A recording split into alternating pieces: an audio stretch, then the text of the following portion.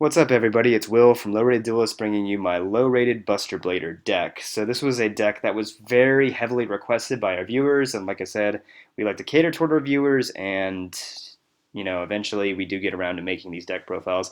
We've been getting a lot of requests for various decks and profiles and stuff like that, and I just want anybody who's watching this to know that we do plan on getting to all of them.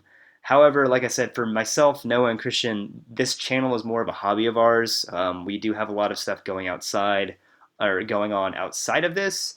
So sometimes, it could take us some time to create these deck profiles because we have to look up the cards, we have to read what they do, we have to construct a deck profile, we have to test that deck profile. So, I mean, there's an elaborate process that goes into making these decks. So it could take some time. So if you don't see a deck profiler that you requested posted within like a couple of weeks or maybe like days, don't get discouraged. We do plan on making them, but it just takes us some time to basically figure out a build that we like. So Buster Blader, I don't really run the conventional build. At least I don't think so because I integrated Blue Eyes into mine and it works very well. But let's go ahead and get into the Buster Blader engine and how it's really underrated. So basically, but the way Buster Blader works is you bring out this guy primarily, and he basically makes it to where dragon type monsters your opponent control cannot activate their effects, and he gains 1,000 attack for every dragon type monster they control or in their graveyard.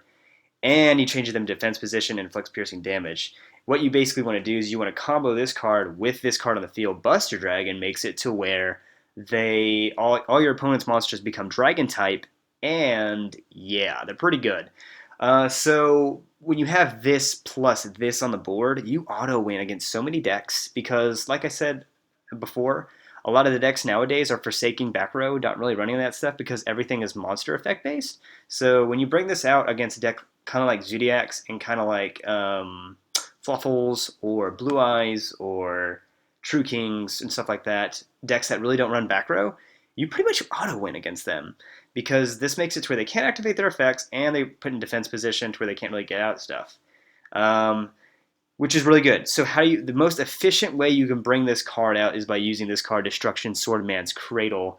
Basically, what this enables you to do is it enables you to special summon one Buster Dragon from your extra deck by sending a Buster Blader and a Destruction Swordmaster card from your deck to the graveyard.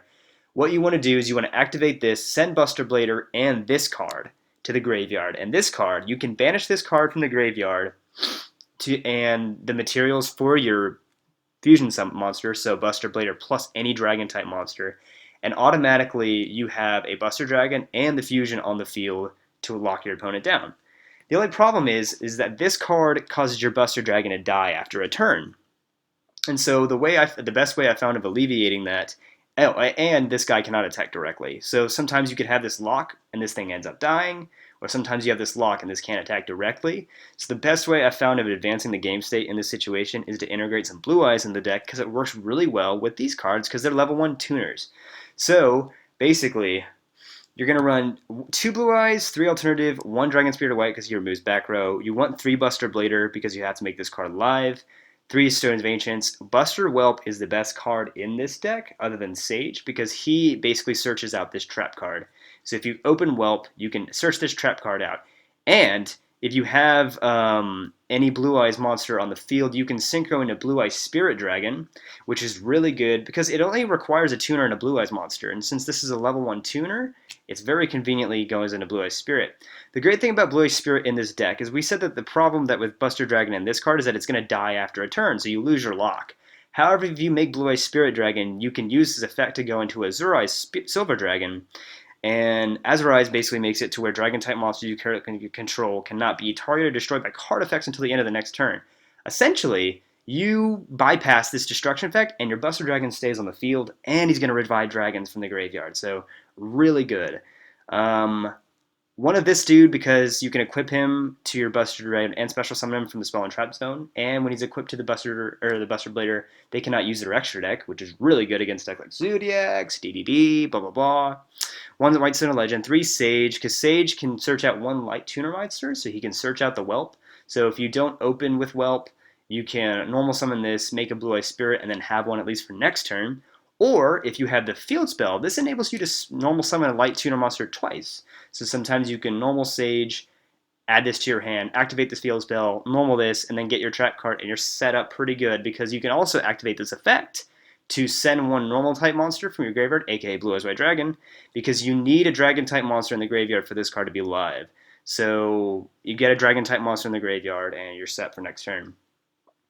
3 Return the Dragon Lords, 3 Trade In, 3 cards of Consonance because you have a lot of targets, 1 Dragon Shrine, you only need 1, 3 Melody, and then the trap card and that trap card. And that's pretty much how it works. Extra deck, 2 of the Fusion, 1 of this dude, 2 Azure, 2 Spirit Dragon, 1 Crystal Wing. I don't really make, well, I do make Crystal Wing quite often, but now that I think about it, he's really not that useful because, not that Crystal Wing's a bad card, but because this stuff pretty much prevents monster effects anyway. So I might drop the Crystal Wing, but I don't know. I feel like sometimes I might need him. 1 Stardust Dragon, because this deck can lose to Raigeki and stuff like that, but that's why you have Stardust, and that's why you have number 38. Buster Dragon, Black Rose Moonlight, and number 38, Helioplos, because back row is a problem, so you get rid of it with this, and Divine Dragonite Felgrim. So yeah, basically this deck is an integration of Blue Eyes and Buster Blader. It works very well, because the problem with pure Buster Blader is that it could bring out this lock, but it couldn't really advance the game state beyond that. Whereas if you integrate Blue Eyes into that, you can go into rank 8s and synchros to where you have not only your lock, but you have Blue Eyes Spirits and rank 8s to attack your opponent and pretty much go for game. So let me know what you guys think in the comments. Feel free to like and subscribe, and enjoy the replays, guys. Have a good day.